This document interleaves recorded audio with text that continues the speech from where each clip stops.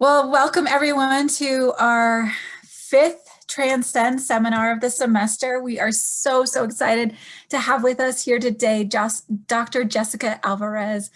Dr. Alvarez serves in the Division of Endocrinology, Metabolism, and Lipids of the Department of Medicine at Emory University School of Medicine as an assistant professor. Dr. Alvarez earned her PhD in nutrition sciences and her master in clinical nutrition at the University of Alabama, Birmingham, is also a registered dietitian. Her research focuses on the role of nutrition and body composition on metabolism and chronic diseases such as cystic fibrosis, type 2 diabetes, cardiovascular disease, and chronic kidney disease. And she's just a good soul. So we're just so excited to have Dr. Alvarez present to us. Welcome. Thank you so much. Sorry, I had to take my screen off because I was, you guys were going to get the my email being dings the entire time. I am so happy to be here. Hopefully you can now see my screen. Thank you, Dr. Bruning, Dr. Wisner, for inviting me. It's really good to see you and sort of in person. I hope everyone is doing well. So I have been passionate about CF nutrition since I first learned about it as a dietetic intern in a pediatric research center. And then you'll hear me say this over again, back then CF was really mostly a pediatric disease, so very relevant to maternal and child health. And in fact, my internship, my master's traineeship was within a maternal and child health program. So I'm super excited to be able to share. Now I'm a PhD investigator, and so to be able to share some of the the story of my research program. So I thought I'd start by giving you sort of an outline, but also just hit you with the main points of what we'll be talking about and just kind of major takeaways. So first, of course, I'll give you some background on what cystic fibrosis is and give you a little bit of a historical perspective on CF nutrition. But in actuality, new therapies that have really, they've been exponentiating the lifespan of and the course of patients with cystic fibrosis. So as I said, it's no longer really just a childhood disease, and we're starting to see more adult diseases. So I'll discuss that a little bit. And in the process, we've really had to rethink about how we treat and prescribe nutrition and assess nutrition in this new CF world. So some of the stuff that I'll talk about is how we might move away from just using body mass index. It is a very good tool, but that there are definite limitations with just BMI. And also how we can improve diet quality. Historically, patients with CF have been just eating very high fat, high calorie diets. And so now that they're living longer, we really have the privilege of being able to start discussing how we can improve their diet quality for a longer health span. And then hopefully we have time. If we don't, I thought I would kind of go into sort of the future of what I see as nutrition and cystic fibrosis, and really the future for any clinical population, and that's sort of these high throughput metabolomics type tools. So to start, cystic fibrosis is an autosomal recessive genetic disease. It's characterized by mutation of the cystic fibrosis conductance regulator. And this is a chloride channel transport channel. So here you see sort of an image of the CFTR, I'll say CFTR for short, and it's a chloride transporter. A defect in this transporter leads to a buildup of mucus in around the epithelial cells. And so that in turn will lead to multiple infections and even obstruction of several organs, primarily the lungs. We typically think of CF as a lung disease, and that is the primary cause of death in CF, but also other organs such as the pancreas. So to give you a few numbers, there are about 30,000 Americans living with cystic fibrosis, and over 70,000 worldwide. It occurs in about 1 to 3,000 to 4,000 live births among Caucasians, 1 in every 4,000 to 10,000 births among Latin Americans, and 1 in 15,000 to 20,000 births in African Americans. It occurs equally in males and females. And for the most part, since I'd say the 2000s, most of CF diagnoses are detected by newborn screening. And so that's just what you're seeing here is how many patients are detected by newborn screening versus other mechanisms, other ways. Usually we know someone has CF by the time they're 2 years old, usually. So as I said, the primary cause of death is lung failure. So historically, the focus of CF care has been to very pulmonary focused. However, it's important to remember that CF is a multi-system disease, and as a registered dietitian, my biases are things that happen below the lungs. So one of the major contributors of malnutrition in CF is pancreatic insufficiency. And so this is the same defect that leads to blockage in the airways, leads to similar issues in pancreatic insufficiency. And so I will sort of walk you through, take you back to Anatomy 101. So here's an image of the pancreas, and although it's a very, very small organ, it is pretty complex with exocrine cells, especially the acinar cells here that secrete the enzymes we need to digest our foods, amylase, proteases, lipases, and then they're embedded within the cells of the pancreas are pancreatic islet cells, which you notice secrete hormones to regulate blood glucose, such as insulin and glucagon. So with CFTR deficiency, as I mentioned, so that there's general sort of sluggish and blockage of organs. So some of that blockage occurs within the pancreatic ducts. And so you kind of see the green sludge here in this picture and green sludge here. With this blockage, then we have impaired release of pancreatic enzymes and bicarbonate to where they're supposed to go, to the intestines, so that we can digest them. So they just sort of start building up within our pancreatic duct cells. And with the bicarb deficiency, that we don't have bicarbonate to help neutralize some of those acids. So the enzymes become activated where they're not supposed to be activated and help to sort of promote fibrosis and irreversible damage to our exocrine and our endocrine, the hormonal pancreatic cells. In total, though, however, as far as cystic fibrosis, one of the major things, as I mentioned, is malnutrition. So if you are not secreting the enzymes like you're supposed to, then we see malnutrition of fat, carbohydrates, and protein. Carbohydrates are usually okay with cystic fibrosis. The really big one is fats, because it provides most of our calories. So fats and protein. So we see a lot of loss of these macronutrients in the stool.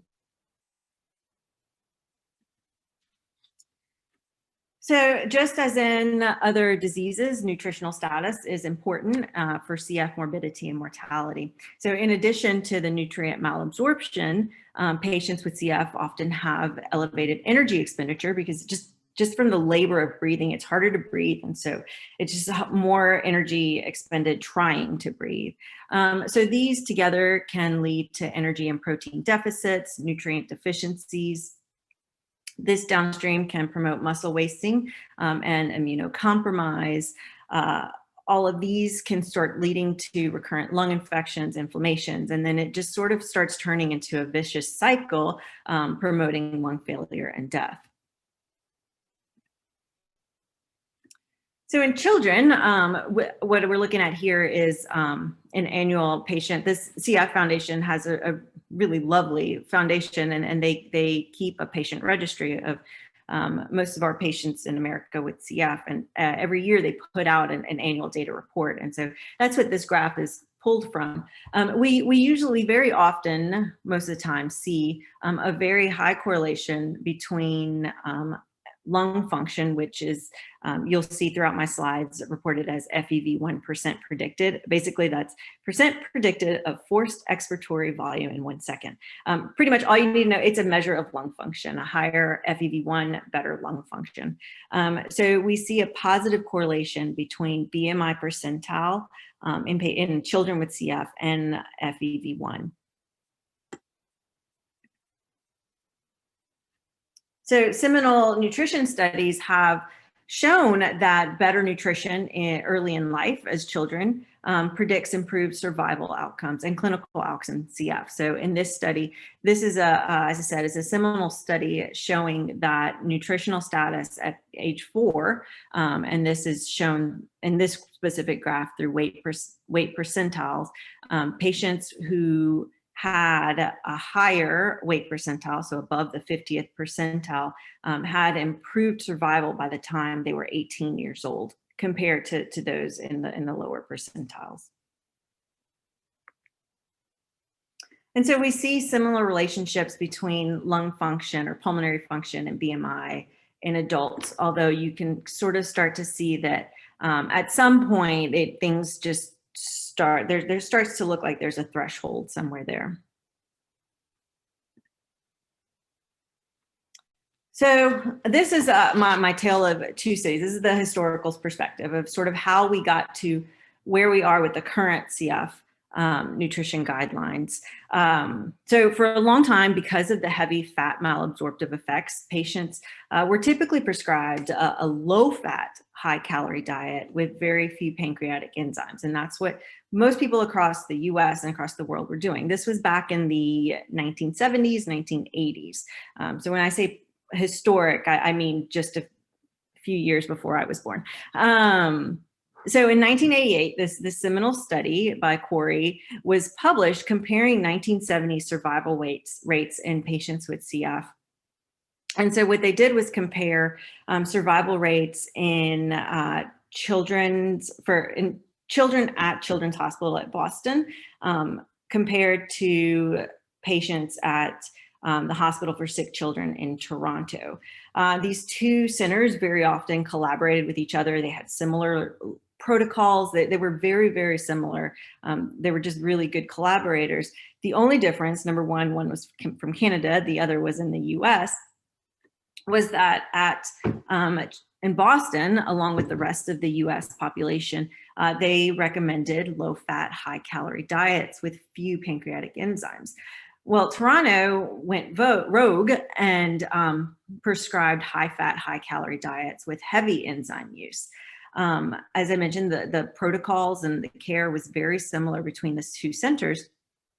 And when they looked at the data, it turns out that Toronto had much better survival among patients, among these kids with CF, well, across the board, adults with CF compared to Boston and pretty much the rest of the US. So this growth parameters were also better. So this was sort of one of the first clues that there was a direct link between nutrition and survival, independent of lung function in CF, because as I said, their lung function was pretty much the same in these two centers. There's also the issue of healthcare, but that's another issue that could have also contributed to these. So this seminal study, however, just sort of set the tone for what was going to happen for the next 20 years, so until 2020. And so it set the tone for what I call the legacy diet.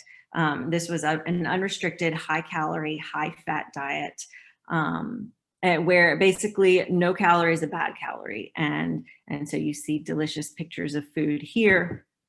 And this included heavy supplementation with pancreatic enzymes, fat-soluble vitamin intake because of the malabsorption. And really it was to help meet a specific BMI goal. So in children greater than 50th percentile for age, and in women greater than or equal to 22 kilograms per meter squared, and in men 23.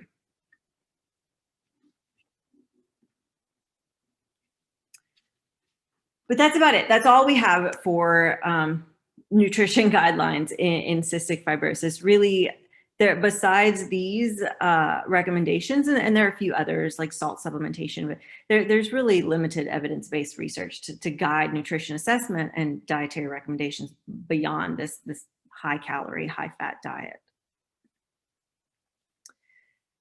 So now, it's a really important point because the medical therapies and CF, as I mentioned, they're rapidly improving. Patients are living well into adulthood.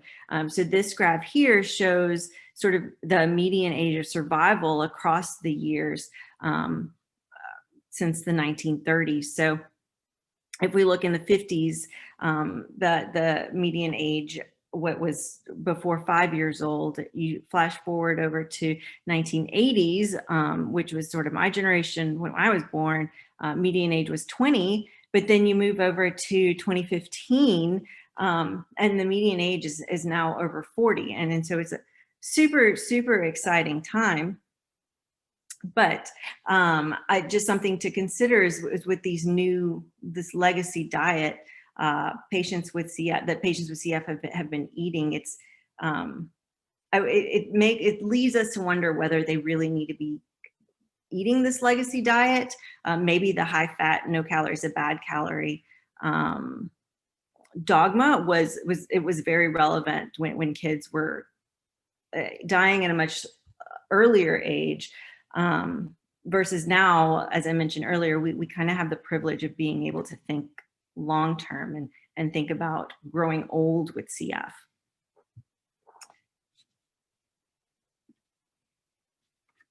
So again, super exciting time right now. We're at the stage where the number of adults with cystic fibrosis is higher than the number of children with cystic fibrosis. So like I said, it can no longer be considered just a childhood disease. This year, the median survival age for those born in 2018 is 47 years. So super exciting. Adults with CF are starting to think about getting married and having children and raising families. So one of the things that for me in research is exciting to think about it is that we also not just thinking about them living longer, but just kind of them living longer with a good quality of life. So we have to think about growing old with cystic fibrosis, but then on top of that, just growing old, period. All of the metabolic changes that occur in any general population as we get older. And this is really a welcome problem because things are only going to get better. About a year ago, a major breakthrough occurred where a new drug, Trikafta, became FDA approved. And this drug directly targets the major CFTR protein deficits caused by the F508, Delta F508 mutation. And it's estimated to be eligible and reach over 90% of the CF population. So really exciting, huge changes. However, with the increase in the prevalence of adulthood, we're seeing a corresponding increase in the prevalence of adult diseases in CF. The most common comorbidity is cystic fibrosis-related diabetes, with a prevalence of up to 40% in a 40-year-old. CF-related bone disease is the second most prevalent comorbidity in CF, and that has a prevalence of about 30%. We're also seeing an increased prevalence of colonic polyps, and colon cancer rates are higher in adults with CF compared to the general population. As far as cardiovascular disease, it's a question that comes up a lot. We're not actually seeing higher rates of cardiovascular disease, but we are starting to see increased prevalence of vascular dysfunction. So say our arterial stiffness, studies have shown that that's higher in adults with CF, and then lipids are starting to sort of creep up in adults with CF, especially those who are overweight. And so all of these, diabetes, bone disease, colon cancer, vascular dysfunction, in the general population, they're very highly correlated with nutrition. And so that sort of leads us to wonder, are these amenable to nutritional interventions in patients with CF?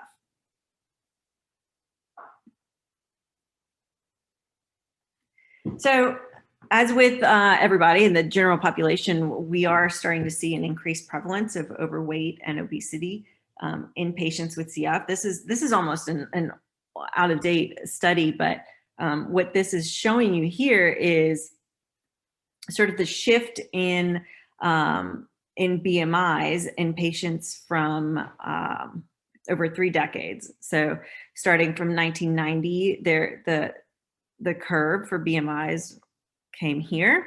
And then as we've gotten more recent, so to 2000, it's this little dotted curve, it's shifted over to the right. So there's a larger number of people in this overweight, obese range in the CF population. This study also showed that there is, as I was kind of alluding to earlier, a threshold where the BMI lung function connection kind of it's no longer there. There's no longer a positive relationship.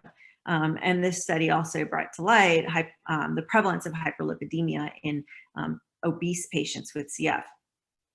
Now, this is a 2013 study.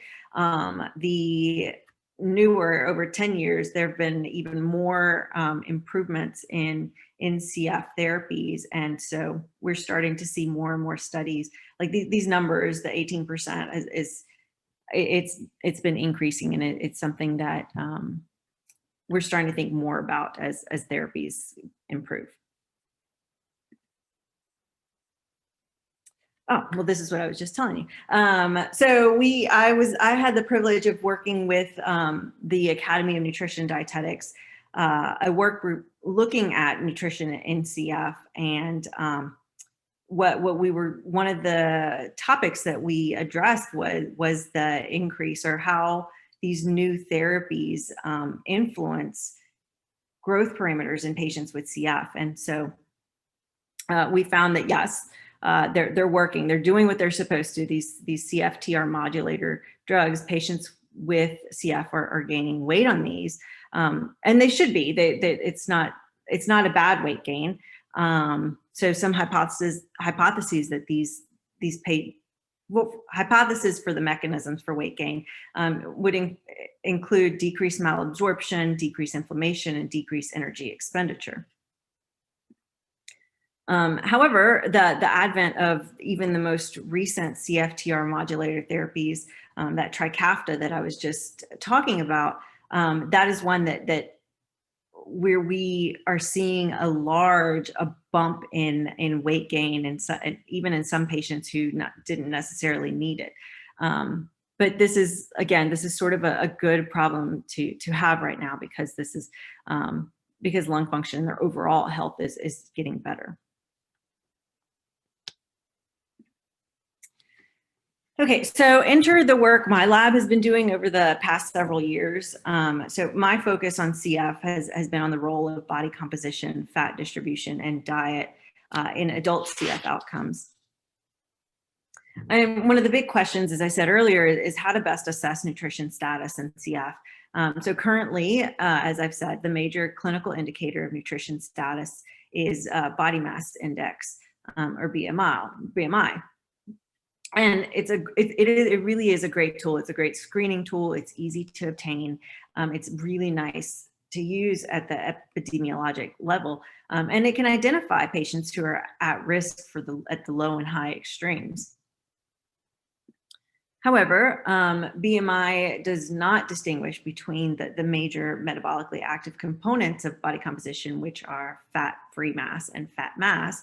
And then even with fat-free mass, we have muscle, bone, connective tissue, and organs. And so BMI doesn't tell us anything about any of those.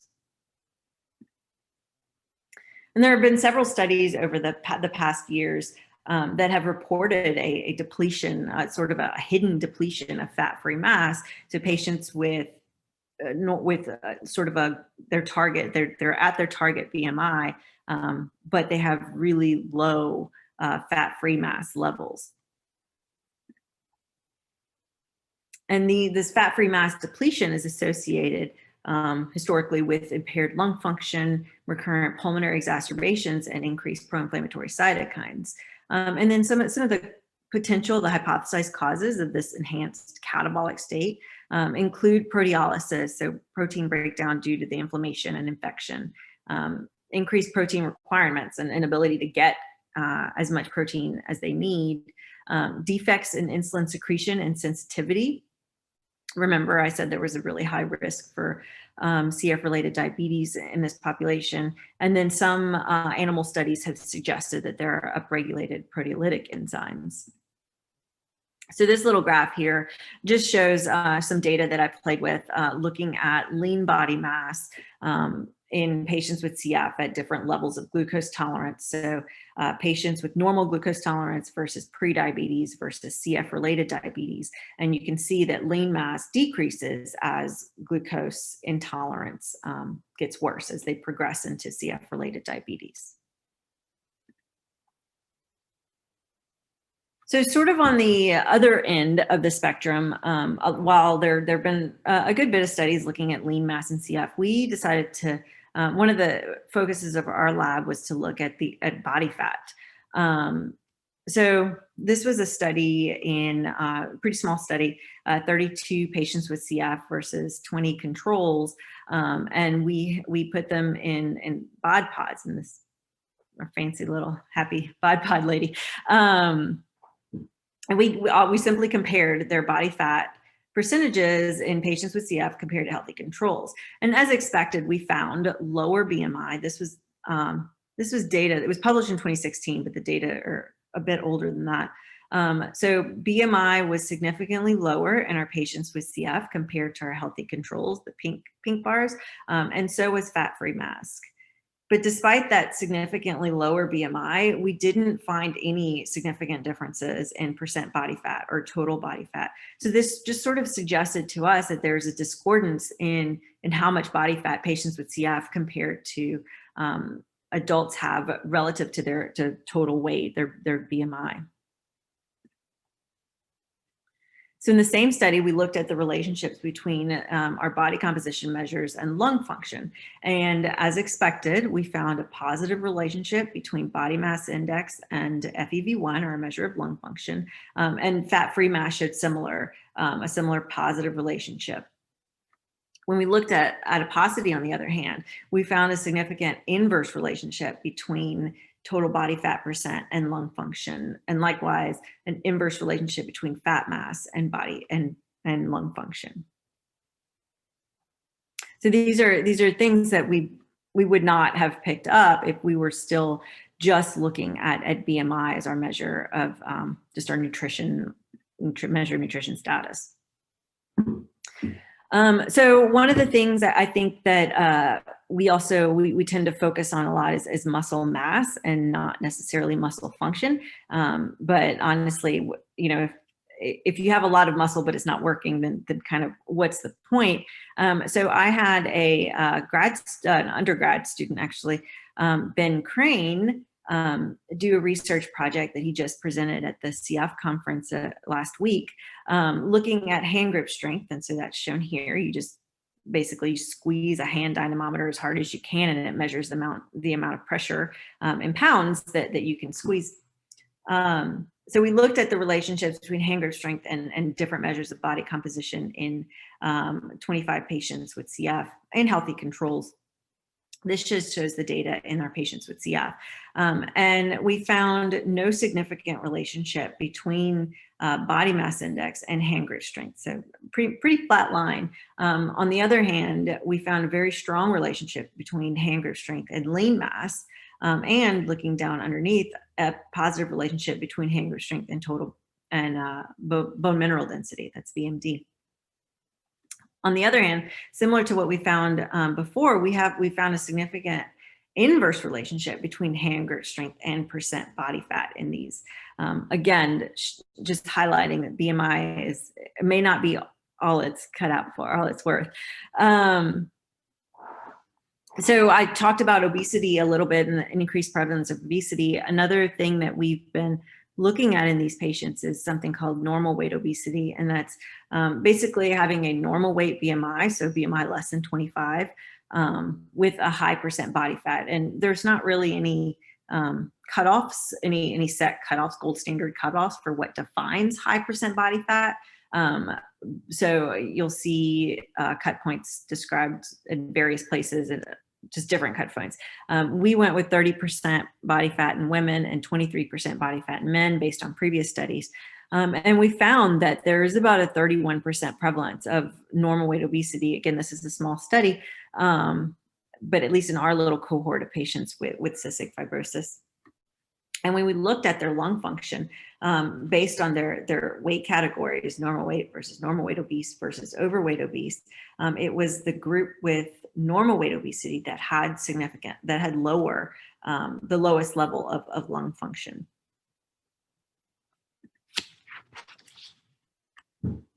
So in a more recent study, again, just sort of sticking with the theme of adiposity, this was a study that my recently graduated PhD student, now Dr. Mariah Bellissimo, she published, and we had 24 adults with CF compared to 24 controls. And this time, instead of BOD-POD, we actually had the DEXA scans.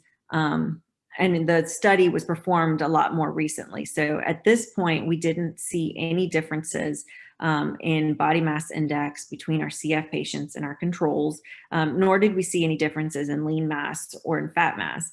But we did see almost twice as much visceral adipose tissue in our CF patients compared to our healthy controls.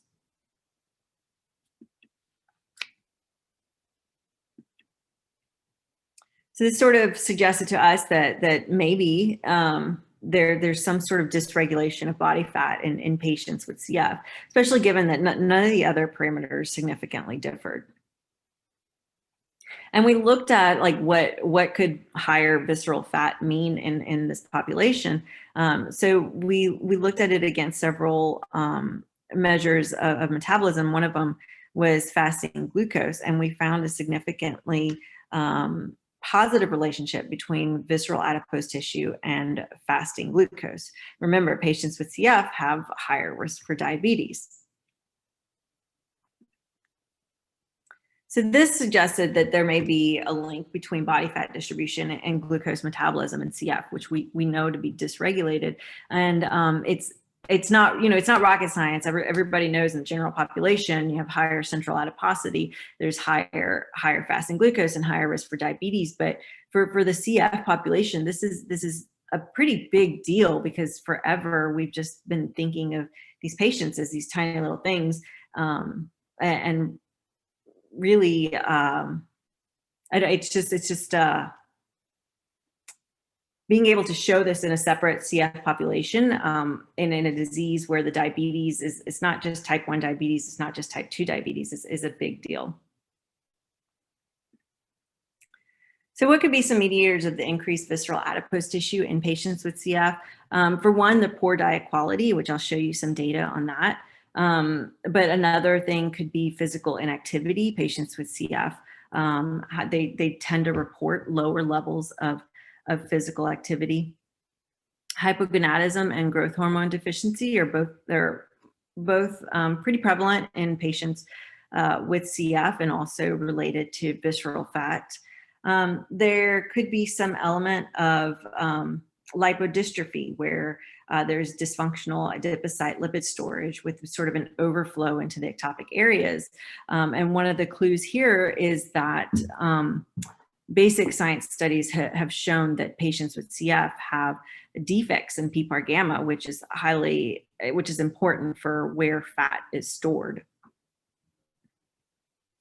PPAR gamma is also associated with, it's critical, it's needed for transport of long chain fatty acids into the mitochondria. And so another clue that this could be sort of helping to mediate increased visceral fat is in one of our studies, we found a positive relationship between this long chain fatty acid, C16 fatty acid, and visceral fat. So again, that's just sort of just a clue that maybe PPAR gamma really is involved.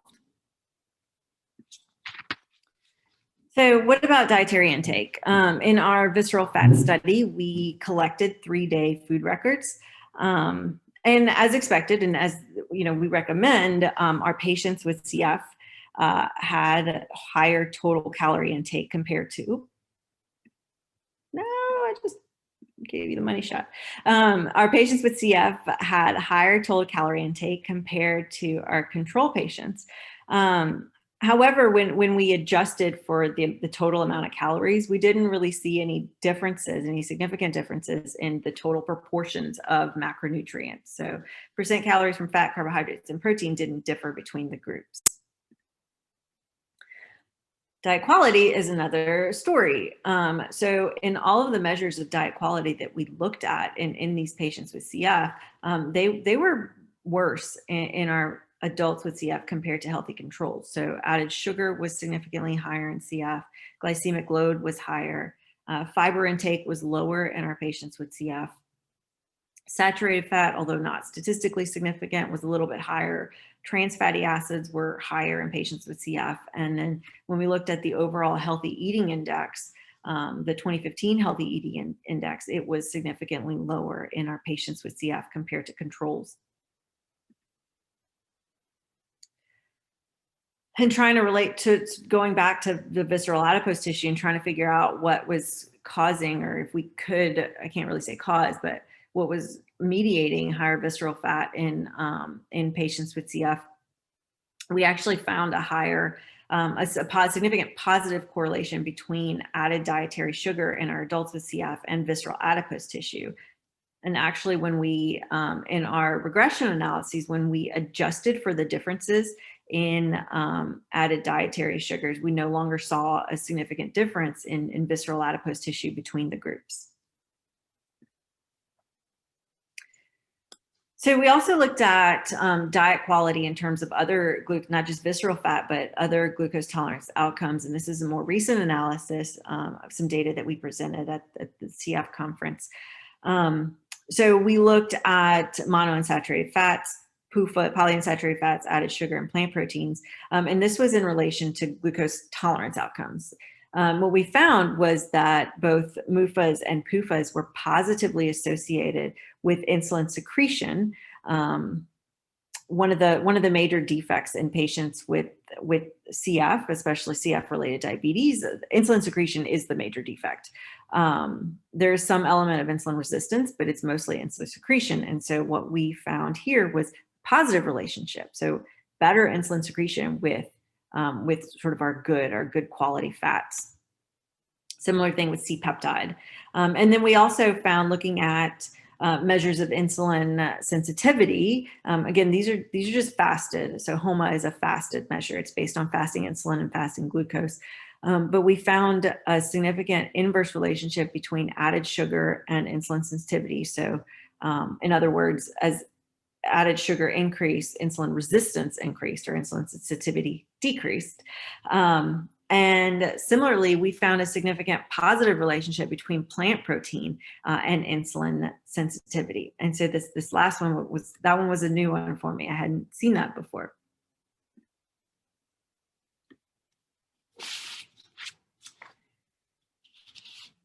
So together, these studies highlight the point that in addition to how much food is eaten by our CF patients, we really need to start focusing on the quality of foods that are eaten. And this can be an issue when for so long, from the time patients have been diagnosed as infants, the dogma has been to eat whatever you can get in. But times have changed, and we've realized that there's a need for improvements in our nutrition guidance in patients with CF. And I was really excited when I was invited to serve on this work group for the Academy of Nutrition and Dietetics.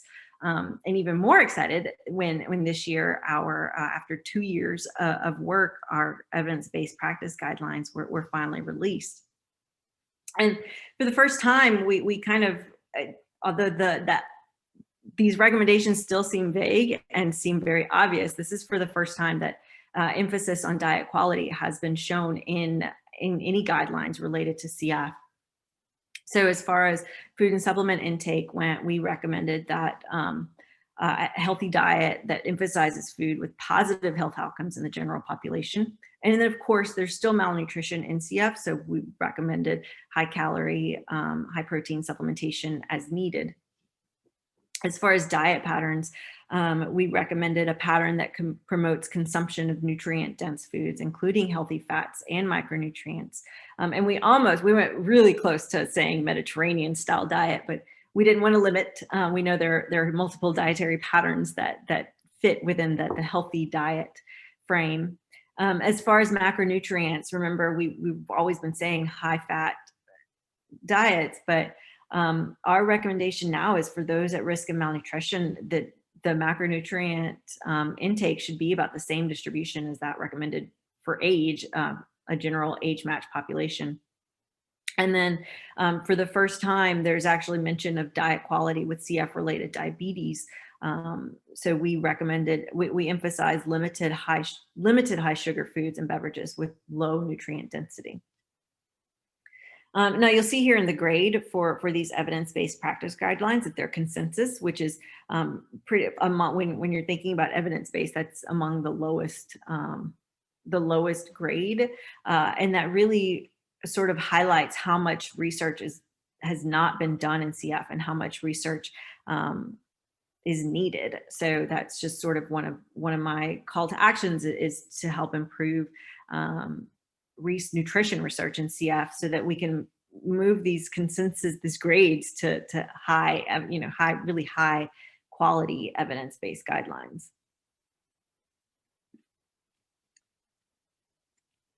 I'm trying to see what time it is. I can't see my little schedule. 42. Okay, I'm at 42 minutes. Okay, yes. Sorry. Okay, so I will I've talked about the past and sort of where we are now in helping with diet quality, but I kind of wanted to shift more into sort of where I think we're going with nutrition research. And this could be pie in the sky, but it's sort of a goal. So precision medicine has become a buzzword in health research and is viewed as a strategy to tailor medical treatments to individuals based on their genetics, environment, and lifestyles. So one of the things that I've been working on is to try to start using metabolomics as a tool to be able to enable that goal of precision medicine. I don't think we're there yet, but I thought I would sort of share some of the data that we've recently been collecting. And Meg, if you can give me like a 5-minute warning so I can stop talking, or 10-minute warning even. Okay, so what the heck is metabolomics? In a short definition, it's the profiling of small molecular weight molecules in biologic systems deriving from endogenous and exogenous sources, such as nutrients from our diet and the 2,000 plus intermediates that result from their metabolism, non-nutritive chemicals in the diet, such as phytochemicals, metabolites that come from our microbiome, and any of our other environmental exposures, supplements, pharmaceuticals, any commercial products. So with all the information that it can provide, it's really sort of a useful tool to explore nutrition-related pathophysiology and give us clues about where we can potentially intervene. So one of my collaborators at Emory, Dr. Dean Jones, has developed these high-resolution metabolomics methods such that in a single 125 microliter plasma sample, he can measure over 20,000 metabolites that span like all of the known human metabolic pathways, which are sort of, you can't see any of the individual pathways, but they're highlighted here on this map. And so this sort of allows us to see a global picture of the complex interactions between diet and disease. And it's especially useful in complex multi-system diseases such as cystic fibrosis, but also any other complex diseases such as diabetes and obesity. So to give you a very general overview of the methods for our metabolomics, I promise this won't be too detailed. So our plasma samples are analyzed with a high resolution liquid chromatography mass spectrometer.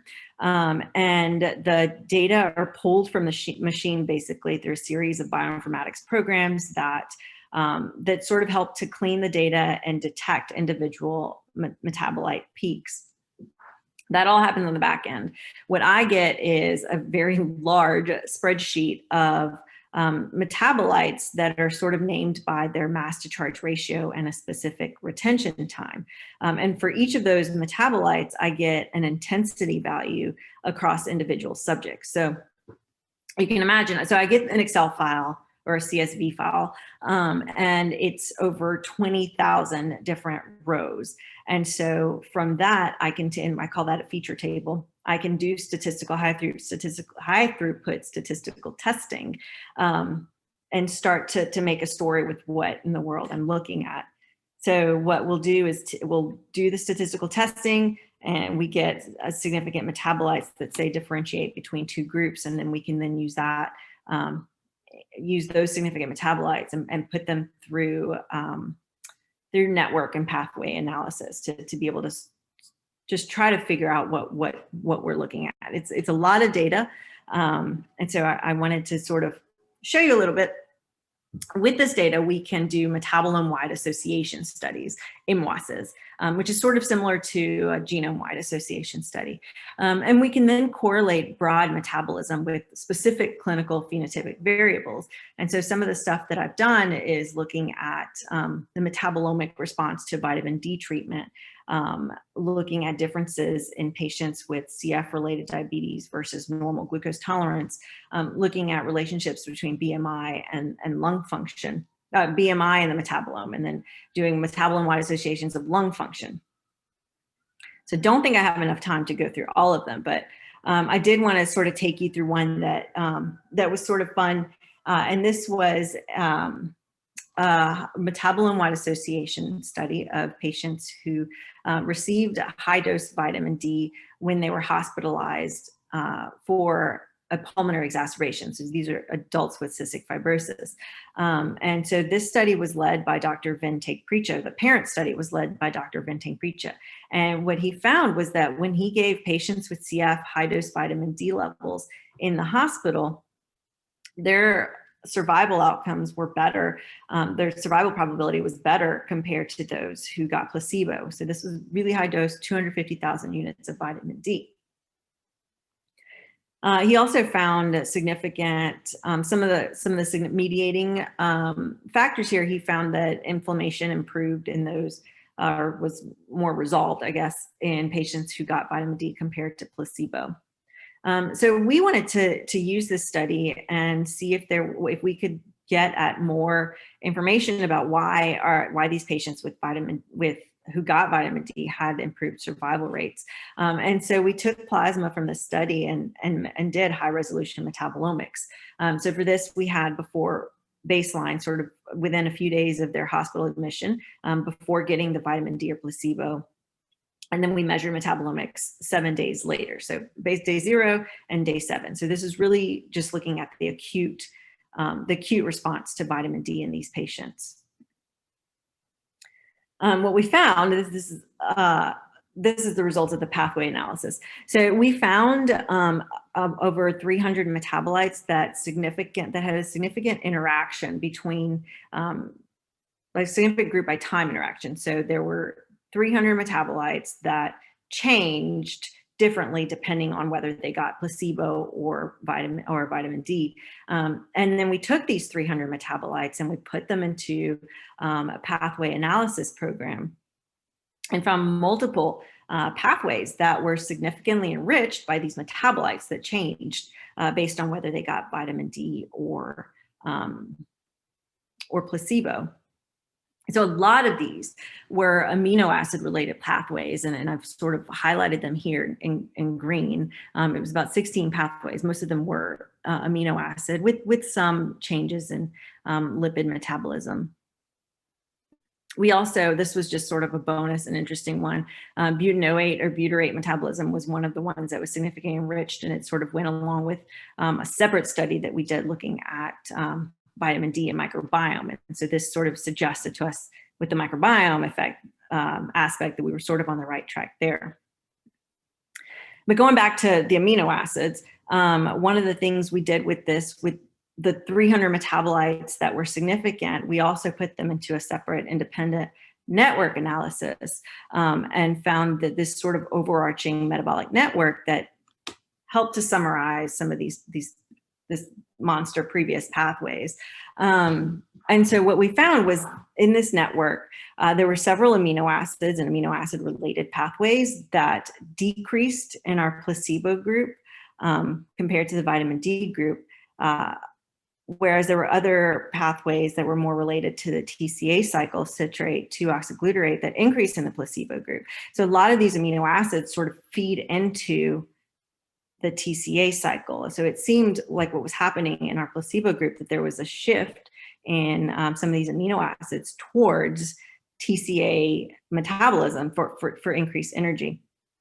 And so this sort of suggested to us that there was in our placebo group, while there was a general catabolic effect, while patients with CF were in the hospital, the vitamin D sort of helped to mitigate that, and it just flatlined. It helped to stabilize, sort of metabolically stabilize their situation, their health, those who got vitamin D, at least acutely. And so now we're working on studies, a much larger study with longer term outcomes in patients with CF.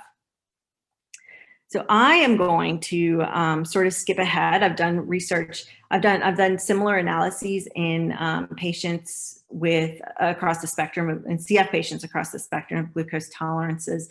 And so we found some really interesting results. I'll just save those for another day. You'll just have to invite me back, Dr. Bruning. I've lost my screen. No, are you still seeing my screen? No, we're not. Oh no. See, let me share it again. So close your eyes because I'm about to skip through a whole bunch of a whole bunch of pathways, but I want to be able to answer any questions that you guys have. I had a lot of really pretty pathways to show you guys. Okay, so I just wanted to give you a flavor for what sort of what I think is coming as far as the future of nutrition assessment, or one of the things that I think is coming with all these really fancy omics type methods. But to sort of summarize everything that I've discussed over the last hour, you've seen some of this before, and I've probably just hit you in the head with some of these new therapies really have changed the course of cystic fibrosis, and so like I said, we can no longer consider it just a childhood disease. We really have to think about what's happening in the future and how we can manage the course of treatment as adults get older with CF. The maintenance of adequate nutrition is absolutely critical for CF still, but better studies are needed to really define what a good nutritional status in patients with CF is. I don't think body mass index alone is going to cut it as we get older and as we get better. The dietary focus in patients with CF, while historically it was high fat, high calorie diets at no cost, it really needs to start shifting over to improving diet quality for lifelong health as opposed to quantity. And then advanced tools such as Metabolomics that I've just shown you might add further insight into the progression of CF health and disease. But that's just sort of a moving target right now, and something that's really fun to think about for the future. And ultimately with CF though, as you saw here, all of my studies were observational, and something that we really need to start moving towards is interventional type studies in CF, both children and in adults. So now I am done, I promise. And I'm happy to take any questions. Yeah, thank you for such a fabulous talk. That was wonderful. Yeah, it was really a great presentation, as we're seeing in the chat. So now we'll open up for questions from the participants. And while they're waiting, so can you talk about your next step? You know, what you're working on right now? Oh, yes. Well, I'll break it to you. I submitted an R01 based on a lot of this data. It's not a good break. I submitted it based on this data, and what I think, at least my data is showing, is that and I also think about what the lowest hanging fruit is. And I think it's improving the diet quality. And so what I want to do is do an intervention, like a randomized control feeding trial of even just low added sugars. I think that is the easiest low hanging fruit that we can do to see if it helps improve glucose tolerance outcomes in patients with CF. One of the things so I got my summary statements back, and one of the issues that I'm dealing with is the so what aspect. We already know sugar causes diabetes, and so I'm really having to think. I'm going to have to really write for why it's important in CF. Like, we don't actually know that sugar causes diabetes in CF, and historically we've always said it doesn't. So anyway, that's my next step. That's where I'm seeing this program going. So exciting. So there was a question from Kayla. Do you feel that life expectancy for this patient population would increase with improved visceral adiposity? Yeah, I mean, I think that could definitely, I can't right now say that life expectancy is short because they have higher visceral fat, but I think body composition, body fat distribution, diet quality, all of that plays a role. Physical activity, I didn't even mention physical activity. All of that plays a role in our whole quality of life and improving the lifespan. So I can't really pinpoint one thing. I might have low visceral fat, but I don't exercise. So it's more of a holistic thing that we really need to start thinking about as these patients age. Absolutely. And there was another question about interventions, but I feel like you answered that. Are there any other questions from the audience? Just give folks a minute. Well, again, thank you, Dr. Alvarez, for such a fabulous talk. For attendees, I just want to give a heads up about our next session. That's on November 12th. And we have our own Eileen McGrath, who's at the University of Arizona, own meeting within the state of Arizona. And she's going to talk about neurodevelopment outcomes for extremely preterm, extremely low weight birth infants. So really along this clinical track. I've been ending a lot of my interactions with folks this week just to encourage people to vote, no matter what your political affiliation is. And you know, it looks like the news is saying that either vote in person or use the ballot box. At this time, mail is too late. So please exercise your civic duty. And thank you again, Dr. Alvarez. It was so wonderful to see you. Thank you. It's great. I love seeing you, and I was so happy to present to you guys. And if anyone has any questions, send them my information. I'm happy to answer them. Awesome. Thank you so much. Have a good day, everybody.